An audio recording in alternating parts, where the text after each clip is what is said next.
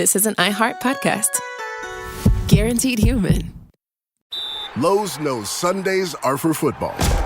So tackle your home improvement projects by Saturday and earn your Sunday with great deals on LG and Bosch appliances, select Bounty and Swiffer cleaning products, and more. Then once your to-do list is done, get ready to kick back, relax, and enjoy the game. Shop in-store or online now and earn your Sunday with help from Lowe's, official partner of the NFL. You know how it's never really about where you're going, it's about who you're going with? The right people can turn any drive into a great memory. That's something Toyota really believes. They design vehicles around real life and real people, the ones who make plans happen and bring everyone together. Inside, everything's built with passengers in mind. Comfortable seating, smart layouts, and space that actually works so everyone can relax and enjoy the ride. There's room for the people, room for the stuff, and room for the moments that happen along the way. Because when people are the destination, your ride is important. Learn more at Toyota.com and find the vehicle that fits your people. You're about to listen to the Late Round Fantasy Football Show, which originally aired on YouTube. If you'd like to catch the show live this offseason, you can head to the Late Round Fantasy Football YouTube channel, youtube.com/@LateRoundFF. We'll be live each Wednesday at noon Eastern. Without further ado, here's this week's episode.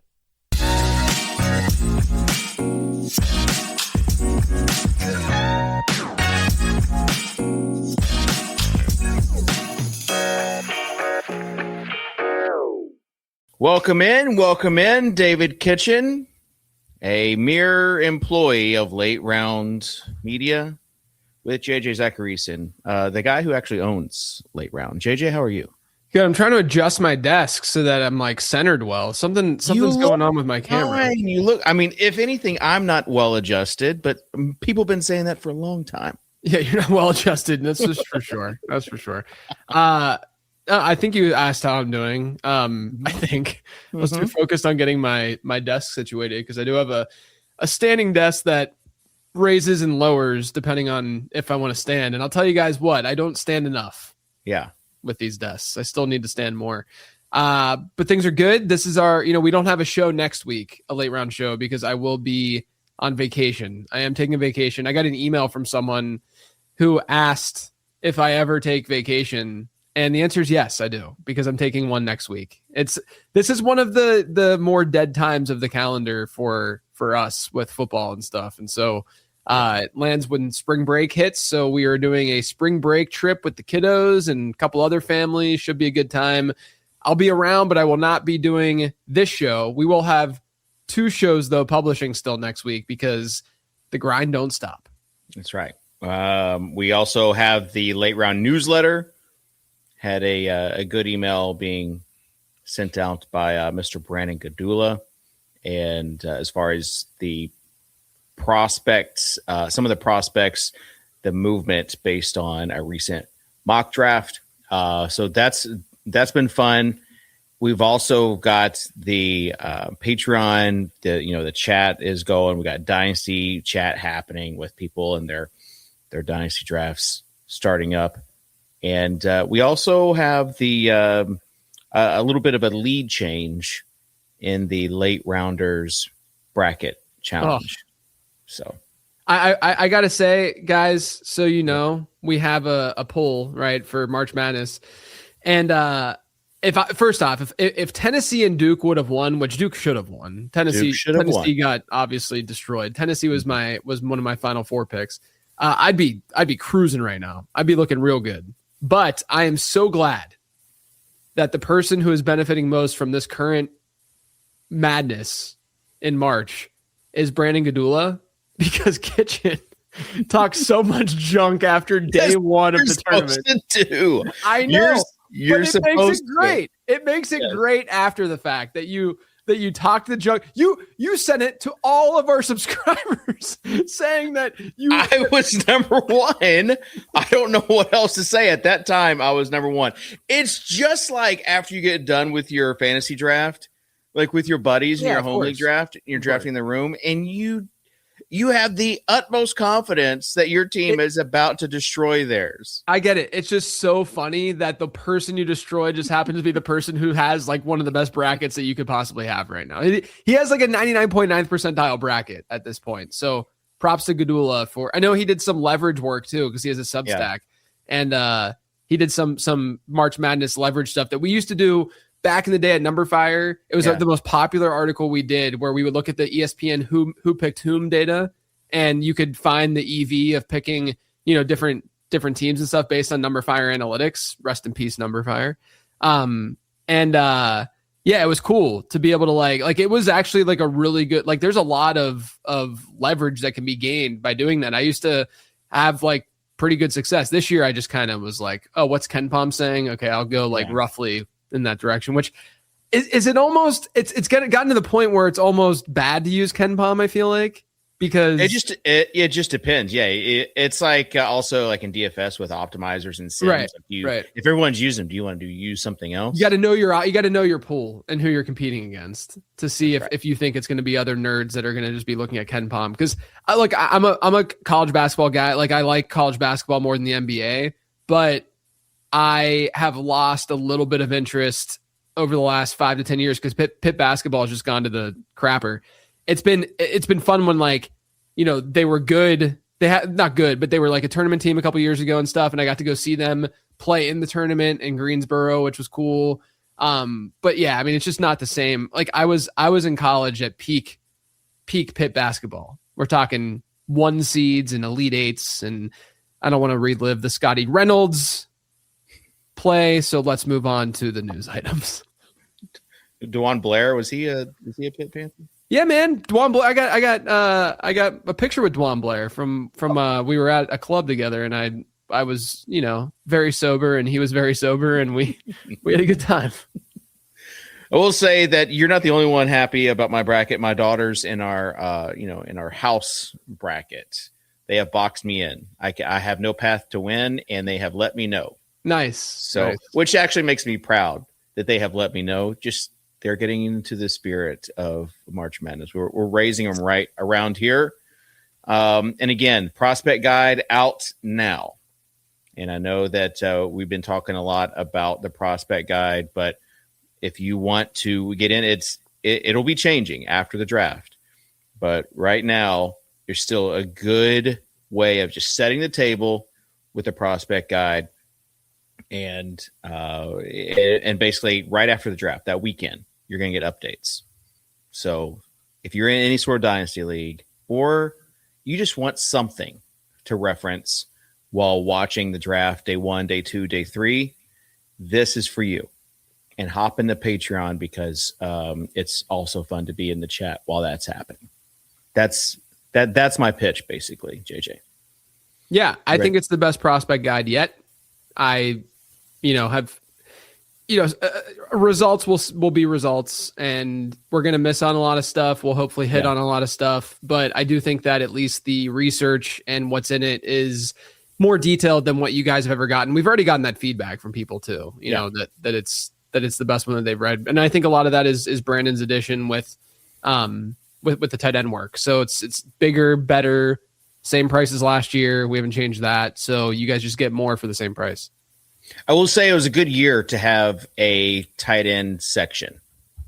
Like last week we had, I think, both of your shows as far as guests talk about, listen, this, like, we don't know what's going to happen after the first 2 or first 3 tight ends being picked.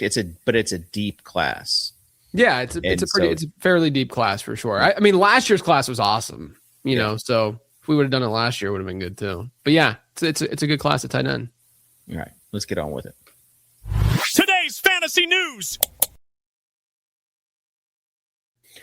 Okay, again, another week. We have our available free agents. No one has moved off of this list, and we are basically going down to GM speak and rumors and players meeting with teams. So with all that being said, it's not that interesting of a news week.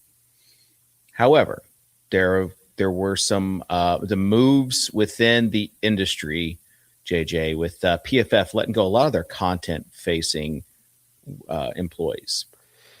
Yeah, man. I mean, it's sad when this kind of stuff happens. I sent a tweet out, after I had seen, I mean, to be fair, I saw all of the news that evening and night, whenever it all kind of went down. And then I didn't tweet until the next day. I've been trying to do that more, not just let it breathe. Yeah, I like to sleep on it a little bit.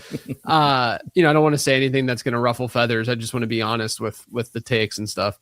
But yeah, so I feel for the folks who got let go at PFF. On one hand, you can see why a company goes in the direction that they go in. And so my tweet kind of talked about, very quickly just talked about like, hey, if you're a PFF content creator and you're thinking about, because look, going out on your own is not something that everyone can or wants to do or whatever the case may be. So it shouldn't be for everybody, because if you don't want to do it, don't do it. But if someone at PFF is sitting there being like, hey, I'm thinking about just going out on my own because I don't want to, be run under this corporate leadership of any company anymore, I'd say do it. I think that Late Round is proof of concept in a way of a company that can thrive and do well and be profitable, after, being in a similar situation. Now, I didn't get let go. I left FanDuel, so it's a little bit different, but it's the same idea that if you have content that you think other people will enjoy consuming and that you think that it's going to be utilized in a favorable way, then you should try your best to sell it in some way. I'm not saying that you got to sell your soul. That's not, I think the opposite of that when it comes to the work that you do. I just think that good content deserves to be loved by the people who are consuming that content. And oftentimes these companies can get in the way of that. Right. Yeah. And I was lucky, FanDuel and Numberfire were pretty open with me. I only have good things to say about working, at FanDuel and at Numberfire, generally speaking. I think everyone, when you're working in an environment that's not yours, you're going to have, even the environment that is yours, I still complain about my job sometimes, and the stuff that we have to do. But all things considered, FanDuel and Numberfire treated me well and great people. And I have nothing bad to say. But when you're a creator and you want to create, I want people to feel empowered to go out and at least try to do that, by themselves and on their own. Now, whenever I sent that tweet out, there was a lot of remarks about AI and how, someone responded like, your job is going to be gone because of AI. I understand all of that. And I understand people's reaction with AI. And, there was a comment that you and I made, I think either last week or the week before, about having the Late Round Prospect Guide be Robo JJ's voice. Be a Robo JJ voice and someone took that in there's a negative review now of the podcast where they took that and they said, oh, JJ won't pay somebody to read his audiobook. He'd rather just have AI do it. That's not even remotely. We're not doing the audiobook because that's a huge project undertaking to do, right? It has nothing to do with AI. It has to just do with the manpower and the ability to, and the brain power to, be able to deliver something like that, right? We're fully aware of what's going on in the AI world. And there was a response that was related to that with the PFF content stuff where, it's just AI is I think that's just the knee-jerk response from people anytime there's cuts this time in life, right? In this era, it's it's AI that's doing that. And that's probably part of it, that's the reality of the world that we're living in right now. Is a lot of people's jobs, my job, anyone's job is up for grabs in a way, at least parts of them, due to AI. And you got to find, your way to differentiate from that and to be a useful, connector piece that's not AI to an audience. And so I get all of that. I'm not really speaking about this from a business perspective. I'm speaking about this from a human perspective. It's sad when a lot of people, colleagues or not, get let go of a job and there is an uproar, if you will, from some of those people. Right now, earlier today, I listened to a good chunk of it on Check the Mic with Steve Palazzolo, who was on Perspectives last week, and Sam Monson, who we both were able to meet at Radio Row this year and at the Super Bowl. They have their show and it's really popular and they're great at it and they're great at what they do. And they had Mike Renner on, and Renner is he was at PFF for a while, great prospector and does really great work himself.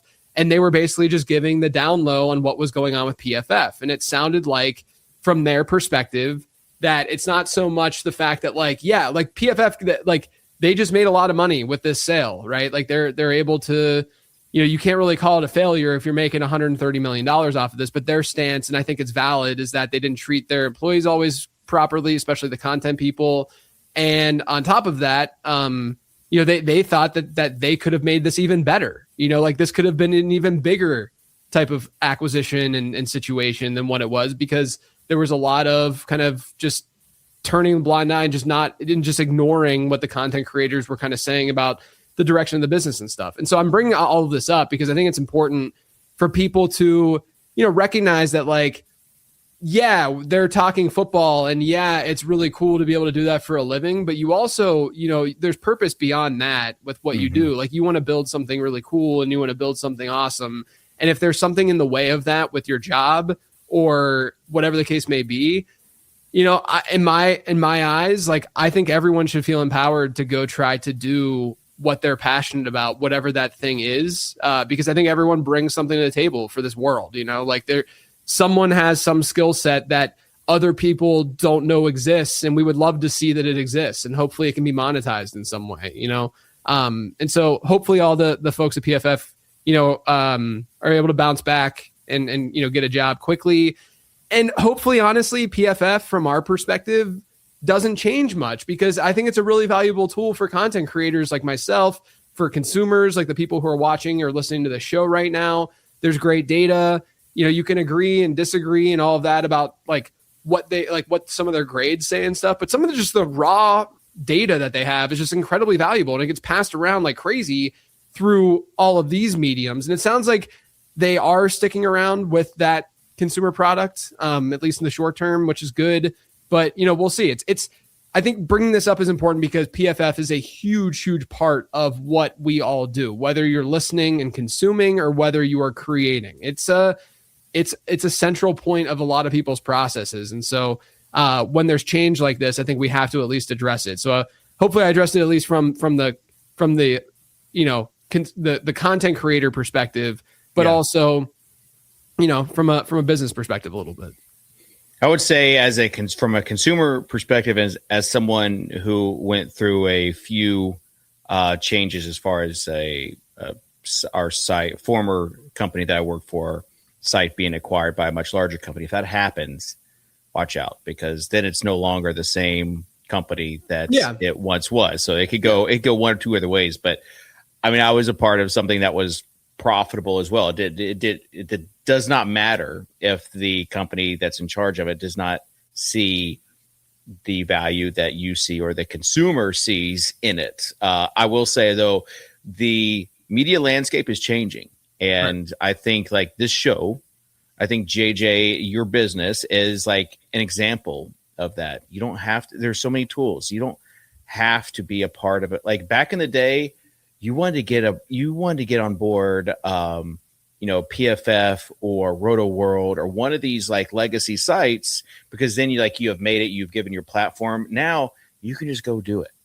Yeah. And, I mean, now the unfortunate side is like Roto World is not Roto World used to be like the Mecca. It was like teams would actually go to Roto World. And if you had an opportunity, I got a break when Silva in 2013 allowed me to do, or 2012 allowed me to do a quarterback series on Roto World. I still have screenshots of when that happened because it was such a big deal of being able to be published on that platform. And we're just in a completely different landscape these days. And by the way, people don't know this. I wrote probably 4 articles for PFF in my lifetime. I was working. I don't think I knew that. Yeah, I was working under Mike Clay when he was at PFF before he went to ESPN. And as that was going on, it was all free. They were not paying writers. And then they came up with this plan to pay writers.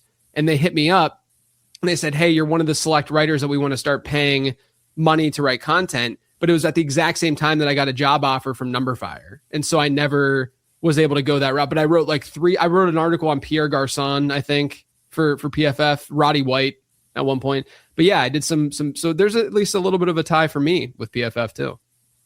Totally different era though. Totally different. Yeah. I was going to say, even like Mike Clay was like OG PFF. Mike Clay was people don't even realize that Mike Clay was at PFF. Right. That's how I met Clay and built a relationship. Like I've been friends with Clay for over a decade now, and like I met him through PFF. Yeah. It's showing your age. I know, Yes, man. I'm yeah. such an unk. It's crazy. It's because I remember when I came in, I was so young. Like I was like I was 24, 23, 24 years old. And it's crazy that now I'm in my late 30s. Yeah. And now there are so many more platforms, and there used to be just like the internet, and then Twitter pretty much was it. And then now with YouTube and all the other platforms, there's so much out there. And I want to say, I know we spent some time on this. It's the off season, guys. There's not that much to talk about. Like we were going to have a hard time filling an hour show anyway. So just this topic, I think, is going to be at least interesting to some people listening. And I know that if you didn't care about it and you're frustrated, you can leave a comment and get upset at us, but don't leave a 2-star review. saying that I don't think people realize that when, like, if you hate one little thing about the show or something, like, give me the constructive criticism and we can try to fix it or address it. But when you leave bad, like, reviews, like actual, like, star reviews based on one small thing, that does impact the product, And so if you've gotten something out of the show, go flood the podcast with positive reviews right now is what I'm basically saying. All right. Let's talk about some player quote unquote news. Najee Harris meeting with some teams, Seahawks and Raiders, a couple of teams that are meeting with. But I think even the fact that he's meeting with these teams is somewhat relevant because, he could take away some of the shine from some of these positions, or he could add to it, JJ.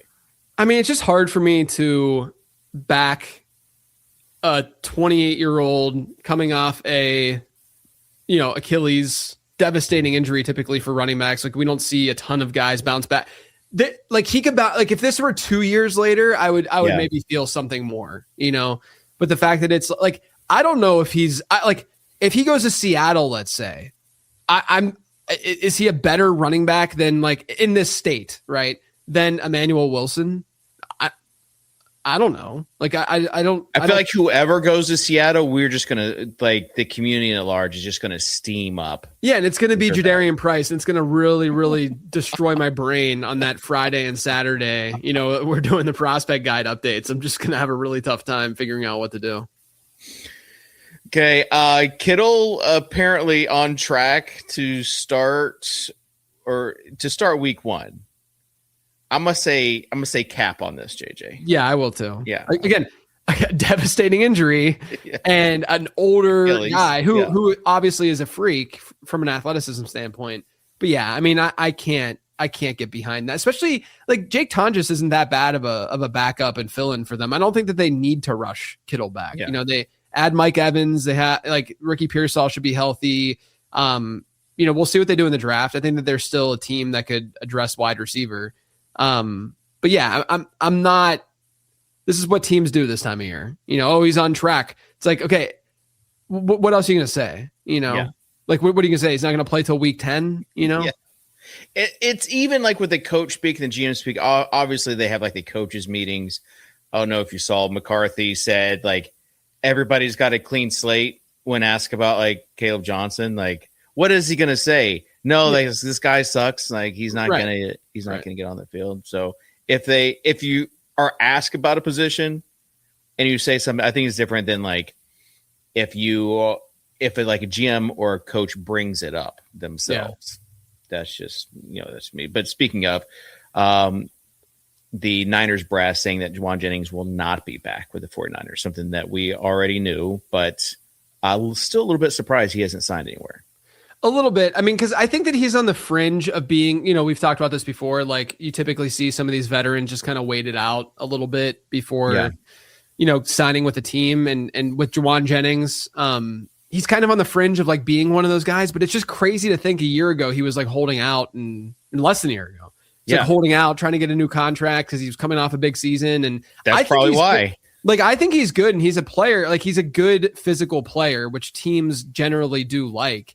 I think with the 49ers, they're kind of like, they've dealt with the Ayuk stuff. They've dealt with a little bit of Juwan Jennings. Like, Juwan Jennings, and it's seemingly they've had, like, they were able to come back together and have a relationship and stuff, but they're probably just like, get me out of this. Like, I don't want to deal with this anymore. You also have to question when teams don't re-sign a player. This is why with wide receivers, like, we see when they change teams, it's usually better. And this is some research we're going to be doing for the draft guide this year, but it's usually better via trade than signing, because what kind of team lets go of a player who's good, especially a player at a position like wide receiver. So I think there's some of those questions that pop up for Jennings. Am I surprised he hasn't signed? Yes. I think that I've said this before, if he is in a position where he's more money hungry, which I think he probably would be, because he wasn't like this highly touted player coming out. It's not like he got these massive contracts. Maybe a team like Miami would go after him and just give him what he wants, whatever, no big deal. And then they at least have a body, to throw to. And then he's in a position where, from a real life football perspective, they're not winning a Super Bowl this year or probably anytime soon. Yeah, it's 1 year deal season for these guys. Saints planning on keeping Kamara in the running back room. This gets a winky face from me at the end, because I do love that in the news and rumors channel, we had the tweet in our Discord that the Saints plan on having Alvin Kamara in the running back room alongside Travis Etienne. And then the reaction, like the little emoji reactions, were just 4 emojis with the winky face. Like, yeah, not going to happen. Like, again, what else are you going to say? Yeah, I don't know. I don't know enough about his situation, because I kind of just assumed that he was gone. So I don't want to comment on the contract situation that I don't know enough about and like what it looks like if they were to cut him. But it sounds like that's probably still the direction. We'll see. The thing with Kamara that's interesting is that he let it be known when he signed that other contract that he wanted to stay in New Orleans, that he didn't want to play anywhere else. He doesn't. I don't think he's the kind of player that has like he's kind of a just like a very like chill, like from an off the field standpoint. He's not like the standard player. He's got more personality to him and like he's more unique. And from that standpoint, maybe he doesn't really care about ring chasing so much either. And so it'll be interesting, I think, the way that this all goes down, because if he's not a Saint, does he retire? Is he just done? And after last year, it seemed like the wheels started to come off a little bit. Like maybe he just realizes that this is it for him. Okay. Ballard praises Josh Downs. This is a direct quote. I think Josh Downs is freaking good. I do. I've always thought he's good. I think allowing him some more opportunities, we're going to see some of the special stuff you've seen in the past, but more. Yeah. I mean, look, I talked about this on the free agent episode that I did a month ago or whatever it was.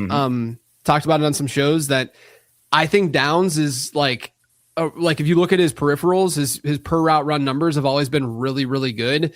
He's just in the Jaden Reed situation where they don't use him outside the slot. And in today's game where you're getting more 2 wide receiver sets, that means you're even more of a rotational player and you're just not going to see the volume that you want in fantasy football. But if you look at their wide receiver room right now, I mean, there's not anything outside of Alec Pierce. And so, I do think they're going to address wide receiver in the draft. They need another perimeter guy probably to develop, like a Jacoby Lane or something like that. But I do think Josh Downs can play on the outside. Like I don't know, man. I think a lot of these slot guys, not I don't want to generalize, but I think that like the really good slot guys can probably do a lot more on the perimeter than people give them credit for in general. And you even see some players, Tampa Bay is the easiest example, where they just don't even care if they're slot or perimeter wide receivers when they're coming out of school. I mean, they drafted Jalen McMillan and Emeka Ibuka in back-to-back years, and they use them both on the outside, and they've been fine on the outside, right? So I think that like some of it's coaching, some of it's just like the willingness to put him there. And I think Downs has the route running skill set to be able to do more than what he's done in that offense. So I'm not surprised by what Ballard's saying here. I hope that you were able to buy lower, because I guarantee you his price goes up at least a little bit based on the comments, in Dynasty. But yeah, I mean, I think he's going to be an interesting sort of later round dart throw in redraft this year. No Pittman. Obviously his value has gone up. Bills already monitoring Dalton Kincaid.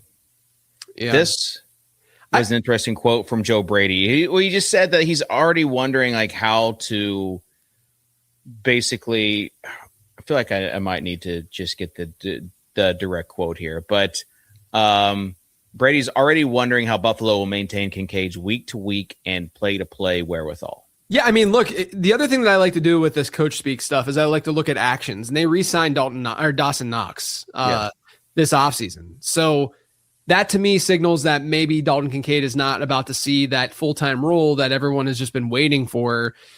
You know, he's usually in that like 60% route share range, and that's just not enough. Talked about it a lot last year on the show. You know, he kind of bucked the regression trend a little bit, so good on him, but it's just not the kind of player that you can sustainably expect like elite fantasy production from.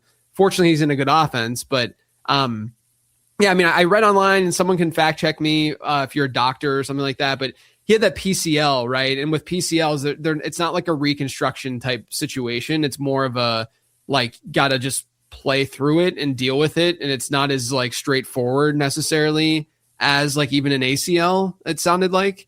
And so that could just be what we're dealing with Kincaid, which means we're probably, at least in the short term, you know, year, 2 years, however long, not going to see full-time Dalton Kincaid, which sucks.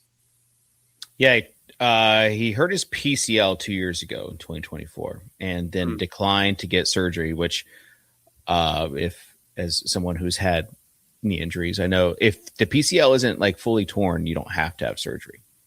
But then when you get complications, that's right. Not great. Someone in chat, by the way, is saying that they think it was a restructure and not a re-sign for Dawson Knox. I think it was an extension. So there was it technically was more like he wasn't set to be a free agent, I don't think, but it was more of a, I can't remember exactly what his status was, but it was an extension of where he already was. So he just was able to stick around. But you don't do something like that unless you either really like that player, which they probably do with Dawson Knox, or they could have something to do with this with Dalton Kincaid, you know?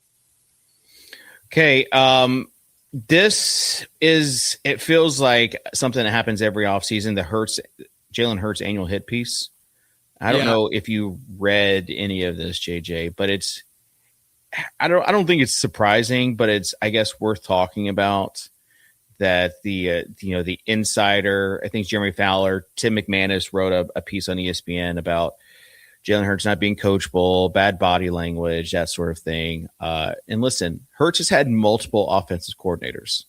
Some have succeeded, some haven't. But did you read this piece? And if so, like, what's your takeaway on it? I didn't, but I get really, like, it's just really bizarre to me that people have such strong feelings about like a player like Hurts when, like, I'm not using quarterback wins as a thing here, but like he's been to multiple Super Bowls. He won a Super Bowl. Yeah. And to say that he had nothing to do with that or that it was just the system is absolute garbage. He played out of his mind in both of those games. Like he was fantastic in both of those games. And so, I mean, like I think Jalen Hurts is not a bad quarterback the way that others do. And I think last year's offense, I went back and I watched some of it again too this offseason. Last year's offense was just so bad that you have to at least feel optimistic that things will get better this year, and that if we had a better system in place and a better coordinator for them last year, we wouldn't even be having this conversation. You know, we might not even be having the conversation about AJ Brown. Who knows? Because he might have been happy. Right. So I don't want to just dismiss the circumstances he was working under and playing under last year. And I think Hurts is Hurts this elite passer? No, but like to say, you know, again, I haven't read the piece, but if they're like trying to knock his character or his whatever the case may be, like it seems kind of absurd to me when he's literally done great at every level of his football career, and he's gotten better. Like he got better as a passer in the NFL too. So I'm more pro than con Jalen Hurts. If you were to use the consensus opinion as like the median there, I just think the consensus opinion is kind of just like out of whack with him. For adults with Crohn's disease or ulcerative colitis symptoms, every choice matters.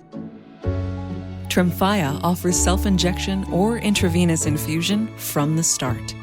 Tremfya is administered as injections under the skin or infusions through a vein every 4 weeks, followed by injections under the skin every 4 or 8 weeks. If your doctor decides that you can self-inject Tremfya, proper training is required. Tremfya is a prescription medicine used to treat adults with moderately to severely active Crohn's disease and adults with moderately to severely active ulcerative colitis. Serious allergic reactions and increased risk of infections and liver problems may occur. Before treatment, your doctor should check you for infections and tuberculosis. Tell your doctor if you have an infection, flu-like symptoms, or if you need a vaccine. Explore what's possible. Ask your doctor about Tremfya today. Call 1-800-526-7736 to learn more or visit tremfyaradio.com. You know how it's never really about where you're going, it's about who you're going with? Like, the destination could be totally average, but if the right people are there, it becomes a great memory. Toyota really gets that. Toyota designs vehicles around real life and real people, the ones who bring everyone together and somehow make the drive part of the fun. There's room for all the stuff that comes with togetherness: luggage, golf clubs, camping gear, plus comfortable seating, smart layouts, and space that lets everyone relax. And Toyota's lineup makes it easy to find your match. The RAV4 is perfect for everyday adventures. The Grand Highlander brings serious space for up to 8 with generous legroom and expansive cargo space. The Highlander also has space for up to 8. It's ready for big moments and spontaneous ones, balancing style and flexibility. And the Sienna is built for everyday life: carpools, road trips, snacks, spills. And it even has a built-in vacuum for when things get a little too messy. Because when people are the destination, your ride is important. Learn more at Toyota.com and find the vehicle that fits your people. Our good buddy Josh Norris kind of said it. He's like, listen, the good offensive coordinators have done well with Hurts as far as getting him to, like, accentuating the strengths that he has and getting him to step outside of his comfort zone, which most likely is like under center. And the bad ones, like Patullo, have not. Yeah. So that's kind of. But that's the case. That's the case for any non-elite quarterback. Yeah, it's true. Yeah. You know, that's the point, is that, like, he's not elite. No, but, like, this is the same thing that you'll get from any quarterback who is not elite. So I don't think it's unique to Jalen Hurts. All right. Today's data. All right, JJ, we've got the biggest movers since the prospect guide launch, and you have pro and like negative movers here. Yeah. So what I did here was I looked at, and Brandon Gadula helped me pull this yesterday, but I looked at the draft capital that we used in the pre-draft guide, the launch. So that was March 16th, I think we launched the prospect guide. So, like, Jeremiah Love in that guide with his score has a draft capital of 6. Omar Cooper has a draft capital of 34. So this was before some of that spike happened for Omar Cooper. Bryce Lance, 115. And then you can see as of 3/31, this is via NFL Mock Draft Database, Jeremiah Love has gone up 2 spots. You know, Omar Cooper's gone up 10 spots. And what I wanted to do is not just look at the raw number of spots these guys rose by, because, you know, 2 spots in the latter rounds of the draft is not nearly the same as 2 spots in the early parts of the first round. And so what I did was I used Chase Stewart's draft value chart, which is similar to like the Jimmy Johnson one, but it's used off of what's the metric? The value metric that Pro Football Reference has, approximate value, I think it's called. And so he uses that to come up with this chart that people use all the time now to say, okay, the first overall pick has this approximate value, you know, a second overall pick has this, and so on and so forth. And it's like, it decays, right? So like the middle of the 5th round is not that different from like the middle of the 7th round versus the middle of the 1st round will have a bigger delta to the middle of the 3rd round or the 2nd round. And so when you look at the value change with the 4th overall pick for Jeremiah Love versus the 6th overall pick, he's seen the biggest jump, even though it's only 2 spots, but he is seeing the biggest jump. Omar Cooper, a big jump, now almost locked into the 1st round. So these guys' ZAP scores will increase, basically, is what I'm saying, versus what you're seeing right now. So it's Bryce Lance, Omar Cooper, and Jeremiah Love. And then there's Chris Bell, Zon Stribling. I don't know how to pronounce his name. It's the first time I've said it out loud. I've only been writing it. Yeah. Skylar Bell, Jadarian Price, Carnell Tate, Ted Hurst, and Deion Burks, right? So all of those guys have seen an uptick in draft capital versus where they were when I published the guide. Now, on the opposite end, on the very bottom, you have Katron Allen, who I didn't really love as a prospect to begin with, but it looks like, you know, draft capital is sort of catching up to that idea. Reggie Virgil, CJ Daniels, Emmett Johnson has gone from an 87th overall to 104th overall. Malachi Fields has dropped by about 10 spots because he had that like Senior Bowl bump, and that seems to be wearing off a little bit. Nick Singleton's dropped a decent bit. Zach Branch, Denzel Boston, Brendan Thompson, the speedy guy, and Elijah Surratt. So those are the guys who have kind of gone in the opposite direction. I got a lot of people saying, wondering why Elijah Surratt looked so poor in the prospect model versus some of the other kind of day 2 wide receivers. I wouldn't say that at all. It's just that you guys, maybe next year we put in the project, like the assumed capital, for the pre-draft versions that people know. But some people have thought that like Elijah Surratt was like a late first rounder, early second rounder, but he was a 67th overall pick at the time and at the moment that I published the prospect guide. If you read the blurb, like he has pretty good, metrics, like breakout scores good, his trajectory was good, all that kind of stuff. So, Surratt, I like as a prospect. I think he's good. But it's just I'm baking in projected draft capital, and it seems like the fantasy community likes Surratt more than the NFL actually does, or hypothetically actually does. The Jeremiah Love thing is like it is just really interesting. It seems like he's either going to go 4 or 5, but as a Titans fan, every other day, they're just flip flopping between an edge rusher and Jeremiah Love. And it's going to be a one or the two, but yeah. The other thing I want to throw out there and is a question that we're getting. Is this just based on analysts' opinions or did anything change like the combine? This is based off of mock drafts that come into NFL mock draft database that I don't know if they like weigh some of them differently. I'm assuming they do. And they take a consensus score basically of all of these players and they're able to give big board consensus ranks on these guys. Now, people will say, oh, that doesn't like what good does that do? Well, I've tested this data. I actually did an episode last year on the results of those tests. And essentially what I found was that the draft capital for mock drafts. So this is right before the NFL draft starts, to be fair. So it's, you get another month of getting mock drafts and of hearing what teams are going to do and stuff. But the predictiveness of the mock draft data is worse than actual draft capital, which isn't a surprise, but it's really not bad. Like it's not like bad data to work off of, to the point where the running back model, the ZAP model with the running back model, will use 10% for draft capital of a mock draft score because for whatever reason, the consensus seems to be a lot better with running backs than other positions, or at least with wide receiver. And so like this data is not nothing. I know that people are listening to this and they're probably like, oh, what does this matter? I mean, it's actually kind of predictive. And so you should pay attention if if you're just curious of like movement and stuff and like true movement, you should pay attention to some of that mock draft stuff because not only that, but when we have reaches, like Isaac Tesla last year or Lions, Pat Bryant last year was kind of a reach. Like when you have those reaches, those guys typically underperform versus expectation. And it makes sense, right? Because one team wanted that player, whereas when the opposite happens, when a player falls in the draft versus expected, that player generally does a little bit better than what you, or at least, that's not as big of a deal as when a team reaches. And it makes sense because when a team reaches, that's just one team saying that we need to, go that route and do that.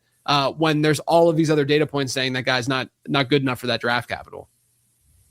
Yeah. And also you've got insider speak, you have players with injuries, good or bad, that can heal up. So lots of stuff contribute to those things that, as far as like when we produce the draft guide. And again, another reason, JJ, why people just need to get the draft guide, because then you just get the updates. And you can have both versions then. If you buy after the NFL draft, you don't get the pre-draft version. It's kind of fun to look at the pre-draft version. Yeah, to see where people were. All right, let's get on to some more comparisons. The late round main event. We've got favorite 2026 draft comps for the tight end position this week, JJ. Yeah, so as you guys know, in the prospect guide, Brandon Gadula did all the tight end write-ups. So I'm not as intimate with this stuff as I was with running back and wide receiver because I didn't research it the same way that I researched running back and wide receiver. I, of course, was editing and working with Brandon and all of that. So like I know these guys. That's not what I'm trying to say. It's just that I just really, really know the running back and wide receiver like journeys and stuff and like what schools they played for before they're fine, all of that kind of stuff. So what you're going to see today is over the last week, I did some vibe coding, some AI vibe coding. Yeah, you did. Yeah, you did. Built out sort of a ZAP model database of sorts that allows me to query things quicker and get some cool visuals to share on shows like this. It's really helpful for, productivity from just an efficiency standpoint. And so what we have right now, and this is not we're having discussions about what we can and can't publish, all this kind of stuff. But what we have here you're going to see spider charts of these comps. I wish we had these for the other two shows that we did with running back and wide receiver, but you can kind of see how similar the players look via the image in the graphic with the spider chart. And so we'll start here. We'll start with Sam Roush versus Darnell Washington, his top comp. Yeah, boy. Which Roush was just a big boy, 6'6", 267. Darnell Washington was 6'7", 264. So Roush is kind of beefier, which is kind of crazy. Height adjusted speed scores were both really good because they were both relatively fast at their height and weight. So it's not like they were blazing. They weren't Kenyon Sadiq, but they were able to run relatively fast given their size. Their breakout scores are pretty similar, 38 and 37. And you can see the overlay of the spider chart. Like they look pretty similar within height adjusted speed score, the four metric I just talked about: breakout score, height adjusted speed score, height and weight. Washington was better on a per route run basis. I think he was a better prospect in general. I know that Washington has been used as like a crazy, fantasy, type asset, but Washington still, I think, was a better prospect than what we're looking at here. He's better per route run numbers. Roush is kind of weak actually in most per route run numbers. Yeah. Washington was also elite in average depth of target and yak per reception. So he not only was getting targets on the field, but then he was also creating a lot after those catches. And Roush was not used downfield. So it's not a one-to-one comparison in terms of usage, but I do think if you were to find a comp for the big-bodied Roush, it would probably be Darnell Washington in this class. And Roush is a smart guy too, JJ. Went to Stanford. And did you ever see his, like, some of those player pictures that they had? Yeah. With the tape. I don't know if I can. Wait, what do you refer? What is this refer? With the like you're like in the media guide, your picture. If you look up Sam Roush, he had like the glasses and the tape in the middle. Oh, like, yeah. Okay. Yeah. That's what so just a nerdy little nerdy guy that goes to Stanford. All right, next we've got another guy who went to a prestigious university, smart guy, Eli Stowers. Yes. So I'm going to just talk about the higher end prospects in this class for the most part. Eli Stowers does look a decent bit like Sam Laporta. You can see though in this chart that so green is Stowers and the blue is Laporta. And Stowers, looks better in a lot of the production metrics, but we do have a little bit more weight to Laporta. He's 6 pounds heavier and he's 6'3" versus Stowers being 6'4". So there's a little bit of a, just frame difference between the two. Breakout scores though, they were both 90th percentile, almost identical breakout scores for Laporta and Stowers. Career yards per route run, 82nd to the 94th percentile for those guys at 2.34 for Stowers, which is crazy, and 1.89 for Laporta. Stowers had a little bit better of a first downs per route run rate, but fairly comparable, 87th to 97th percentile. And their career ADOTs, they were used kind of closer to the line of scrimmage, sub 50th percentile ADOTs. Stowers, though, overall, man, like just an elite production profile, crazy production profile for him. I think the biggest differentiator between Stowers and Laporta is also athleticism. Like Stowers was more of an athlete at the combine. He broke the record for high jump. Right. But I'm even just talking about speed score. You get 92nd percentile to 81st percentile between the two of them. So yeah, like I think Stowers is a better prospect. Laporta's obviously hit at the next level. So it's, hard for us to say like Stowers is better than Laporta, but as prospects, I liked Laporta a lot coming out too. But Stowers, I think, just looks better. It's just, I don't know if it's the blocking. I think it is the blocking as to why his draft capital isn't higher than it is, because realistically, when you go side by side of Stowers to Kenyon Sadiq, you could easily make the argument that Stowers looks like a better receiver. Like that he's the better. You would make the argument that he's the better pass catcher, fantasy asset, all the above. It's just really hard to reconcile, 15th overall draft capital or 19th overall draft capital versus 50th overall draft capital. Like that's the main problem between the two of them. For adults with Crohn's disease or ulcerative colitis symptoms, every choice matters. Tremfya offers self-injection or intravenous infusion from the start. Tremfya is administered as injections under the skin or infusions through a vein every 4 weeks, followed by injections under the skin every 4 or 8 weeks. If your doctor decides that you can self-inject Tremfya, proper training is required. Tremfya is a prescription medicine used to treat adults with moderately to severely active Crohn's disease and adults with moderately to severely active ulcerative colitis. Serious allergic reactions and increased risk of infections and liver problems may occur. Before treatment, your doctor should check you for infections and tuberculosis. Tell your doctor if you have an infection, flu-like symptoms, or if you need a vaccine. Explore what's possible. Ask your doctor about Tremfya today. Call 1-800-526-7736 to learn more or visit tremfyaradio.com. You know how it's never really about where you're going, it's about who you're going with? Like, the destination could be totally average, but if the right people are there, it becomes a great memory. Toyota really gets that. Toyota designs vehicles around real life and real people, the ones who bring everyone together and somehow make the drive part of the fun. There's room for all the stuff that comes with togetherness: luggage, golf clubs, camping gear, plus comfortable seating, smart layouts, and space that lets everyone relax. And Toyota's lineup makes it easy to find your match. The RAV4 is perfect for everyday adventures. The Grand Highlander brings serious space for up to 8, with generous legroom and expansive cargo space. The Highlander also has space for up to 8. It's ready for big moments and spontaneous ones, balancing style and flexibility. And the Sienna is built for everyday life: carpools, road trips, snacks, spills. And it even has a built-in vacuum for when things get a little too messy. Because when people are the destination, your ride is important. Learn more at Toyota.com and find the vehicle that fits your people. You remember last year we thought we knew which tight end would be drafted first, and then we had a little bit of an audible there. We got a little bit surprised. You think that's possible this year? I don't think it's going to happen to that degree, because even if you look at NFL mock, I'm trying to pull it up. If you look at NFL mock draft database and you look at consensus big boards last year, there was not the same kind of difference. Like right now, I'm looking at it right now. Kenyon Sadiq is at 17th overall. Eli Stowers at 54th overall. Okay. Yeah. For context, last year at tight end, Tyler Warren was 8th overall and Colson Loveland was 15th overall. So like, both of them, like Tyler Warren was looked at similar to Kenyon Sadiq, let's say. I mean, he was technically looked at even more favorably.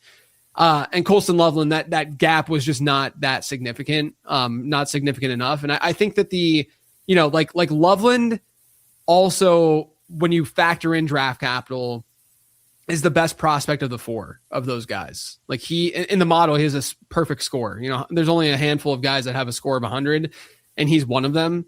And so I think Loveland is the better prospect of all those guys. If Stowers went 15th overall or, 10th overall or something, then I do think that would make the argument that he would be just as good, but I just don't think he's going to see that kind of draft capital. All right. Big Eli Stowers fan here. Let's get on to another guy I'm a fan of on the comp side. That's Chig Okonkwo.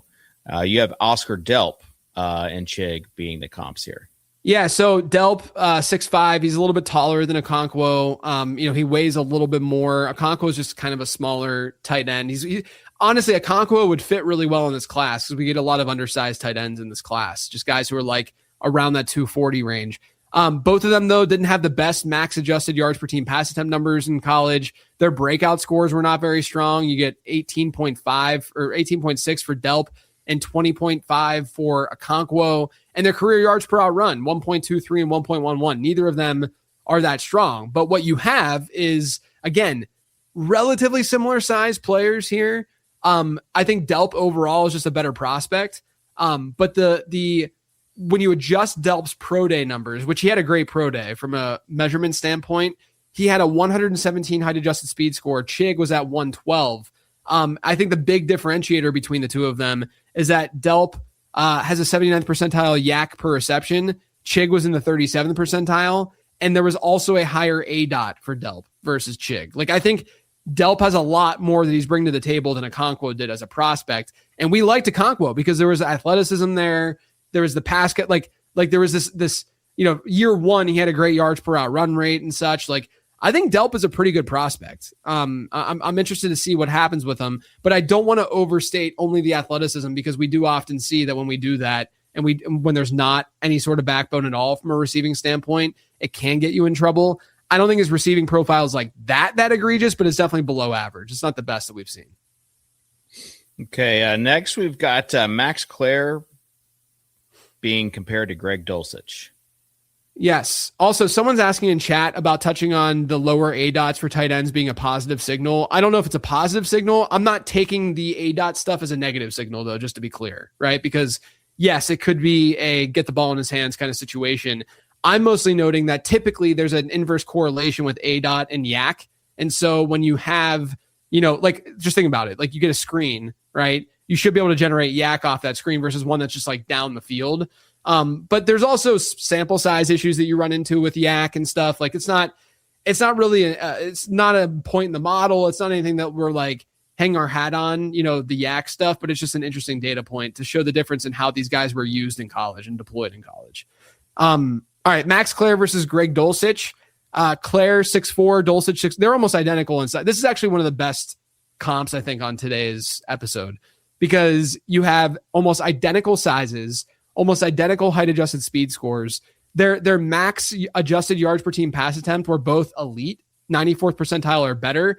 Their breakout scores, 94th percentile or better. So you're looking at like decent enough size, not amazingly huge, but decent enough size where their height adjusted speed score is kind of mid overall for a tight end, but they had really good collegiate production, and there should be probably similar draft capital as well. Again, the biggest differentiator, Claire had a much lower ADOT and then a lower YAC per reception. And then Brandon, I was talking to Brandon about these comps, and he brought up that he thinks that Claire is like a lesser version of like Mark Andrews, if you want to think of a player that he would look to. And then he shared some comparisons and stuff, but it was hard for me to get away from the Dulcich comp. If you just look at this chart, it's like the same exact freaking thing, right? Like, it's just meme.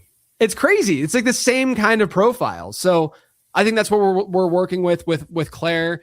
And like Dulcich hasn't really panned out in the NFL. I understand that. No, but we liked him. That doesn't mean that Claire won't, Yeah, we liked him. Like when he was with Denver. Yeah. There was a time that you could sell if you wanted to, Yeah. There's a positive spin. You could have sold him for more. All right. Next. Oh, there's the the headshot. I was like, where'd it go? I know I pasted it here. Yeah. So we'll delete that out of there. Yeah. Oh, there's more than one. How many times did you paste that? I was like, where is this going? I was pasting it in the column. It did not. It wasn't. Glad there. It wasn't an inappropriate picture. Kenyon Sadiq and Noah Fant. Now, I want to say a few things about this. There's a lot of people who are down on Sadiq because his comps are not very strong. Not just for the late round prospect guide. I'm saying in general. Like, it's hard to find very good comps that end up being like awesome for Kenyon Sadiq. I think the best one that's reasonable is Evan Ingram, who's our third comp for him. And that would be a decent outcome. I know that people are like, oh, Evan Ingram. It's like, he's had a great career from a production standpoint. Like, let's stop this, right? The one thing I'll say, though, is that with tight end and finding comps, there aren't as many tight ends to choose from in general. And then on top of that, there are only a handful of tight ends who are truly elite in fantasy football to begin with. And so most comps that you're going to see are going to be of like non-uber productive fantasy assets, because there aren't many uber productive fantasy assets at tight end to begin with, right? Yeah. So the Noah Fant comp is very real. And I do think there's a very real chance that Kenyon Sadiq goes down this path as a pro, like that he's just an athlete and it doesn't really translate that well to production and to being on the field and to being a great star in the league. But just because there are these comps doesn't mean that there's not an outcome here where Sadiq does really well, because there just aren't many comps in general for tight ends, right? They just don't exist the same way that they do at wide receiver or even running back. So Sadiq is 6'3", Fant 6'4", Sadiq 241, Fant 249. So similar enough BMIs. They both had elite height adjusted speed scores, 96 percentile plus. I mean, Sadiq's is like the 100th percentile. Adjusted yards per team pass attempt, relatively similar. Breakout scores, you have Sadiq at 62.3. You have Fant at 66.3. Career yards per out run, 1.72, 1.81. So 74th to 79th percentile. A lot of this lines up. Again, the difference is going back to ADOT, where Sadiq had a really low ADOT and Fant had a really high ADOT throughout college. But that's really the differentiator to me. And maybe there is signal that they were using Sadiq closer to the line because they wanted to get him the ball. Regardless, I think Sadiq is still a good prospect, despite the fact that, OJ Howard pops up or Noah Fant pops up. It's like comps for tight ends are naturally going to suck. They're just not going to be that good. You're not going to get Brock Bowers for many tight ends, if any tight end. It's just not going to happen. And so don't be too discouraged if you see a guy like Fant for such a, highly touted prospect like Sadiq. Yeah, people will get offended by this comp, just so we're clear. Yeah, I'm ready and prepared. I understand. I think I understand like why they would feel that way or why they might be low on Sadiq. I don't think he's a flawless prospect at all. It's just that this draft class in general just kind of sucks. And so I say kind of sucks. I think the wide receivers are fine and good. The tight ends are fine and good. But when you're talking about like high end talent, you only have Jeremiah Love at running back. There's no great quarterbacks other than maybe Mendoza. And so now all of a sudden in a super flex rookie draft, you're in the middle of the first round and you're like, yeah, I'll just take the traits guy and Sadiq who got top 15 draft capital. I guess I'll go that direction. But there are some red flags here. Understood. And people just have to, it might be good for them just to reset expectations too. Yeah. Like the as far as the range of outcomes go. And I understand about resetting expectations because that's what we're going to talk about next.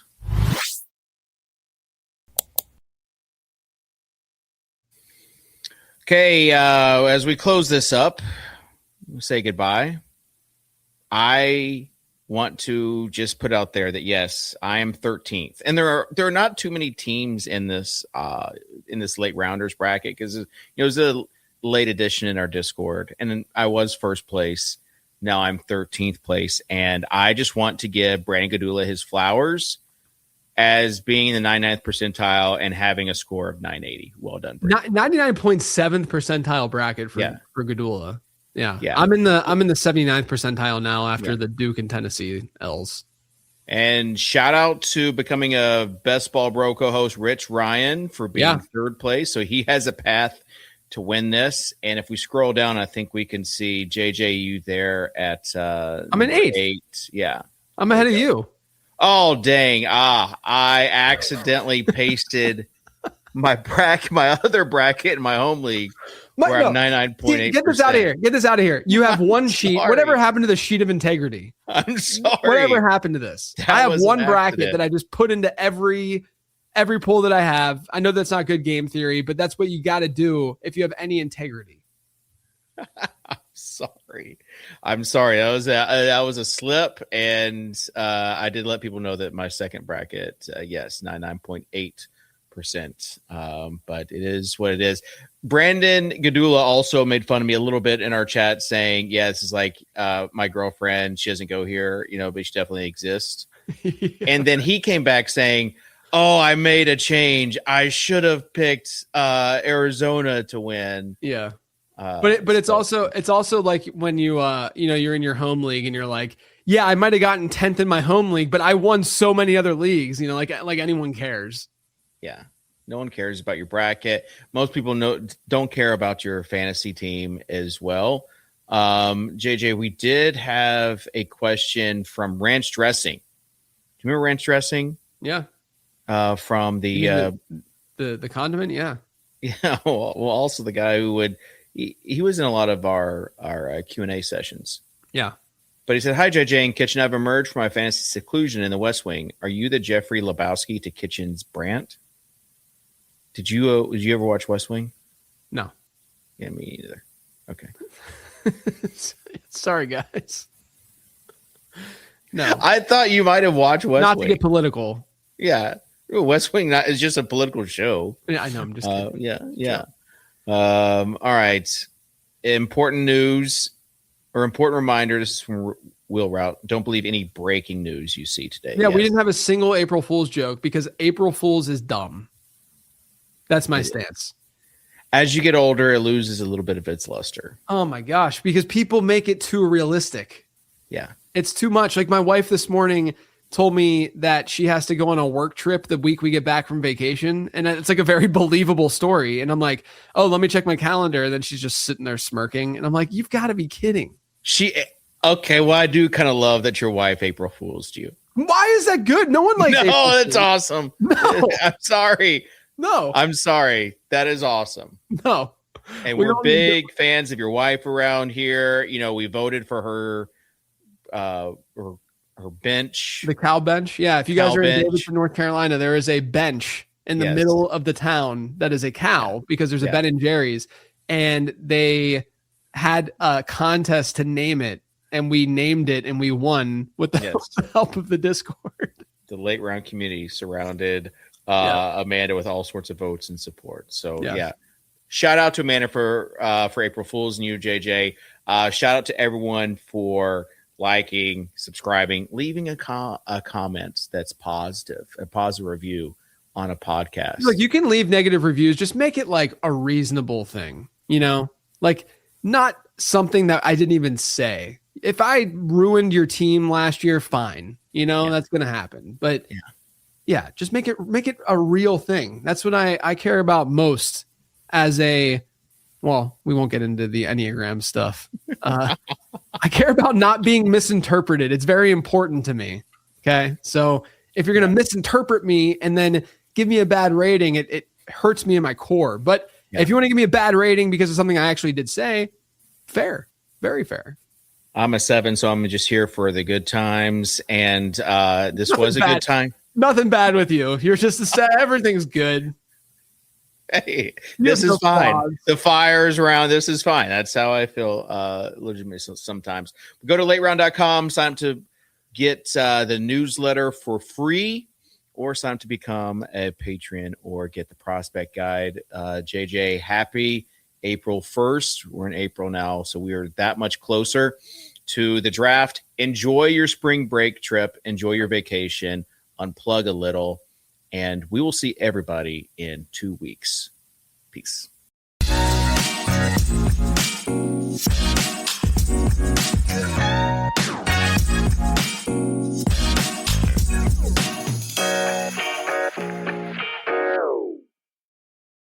Hey guys, it's Erin Andrews. Everything these days is fighting for your attention. We've got work, family, social media, making it tough to figure out what to prioritize. I got something that should always be at the very top of the list: your breast health. In fact, if you're 40 and over, you should be getting screened once a year. And if you're under 40, it's never too soon to visit yourattentionplease.com to learn about breast cancer risk. Come on now. Pay the girls some attention and take the time to find out your breast cancer risk at yourattentionplease.com. Trust me, your future self will thank you. This is an iHeart podcast. Guaranteed Human.